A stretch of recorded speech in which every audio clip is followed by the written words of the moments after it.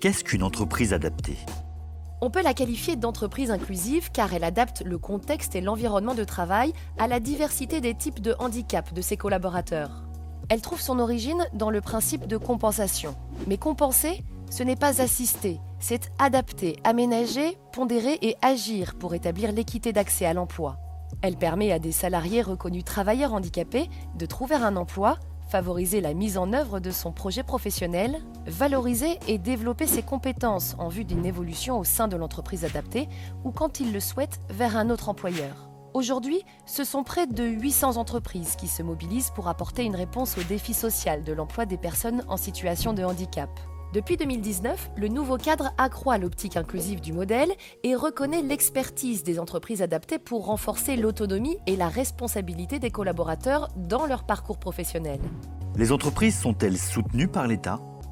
Derrière les entreprises adaptées, il y a une autre idée de l'économie et des priorités humaines qui traversent notre monde. En s'engageant à employer 55% de travailleurs handicapés, elle bénéficie d'un soutien de l'État. Un système de compensation des conséquences du handicap et de financement des actions engagées pour les adaptations des contextes liés à leur emploi et à la réalisation de leurs projets professionnels. Quelles sont les démarches pour intégrer une entreprise adaptée? Il faut au préalable être titulaire d'une reconnaissance de la qualité de travailleur handicapé, une RQTH. Le travailleur handicapé peut alors passer par Pôle emploi, Cap emploi, les missions locales ou entrer directement en contact avec l'entreprise adaptée. Quel est le statut du salarié? Le travailleur handicapé peut obtenir un CDI, un CDD, un contrat d'apprentissage ou un contrat de professionnalisation. Il bénéficie des mêmes droits et statuts que les salariés de droit commun.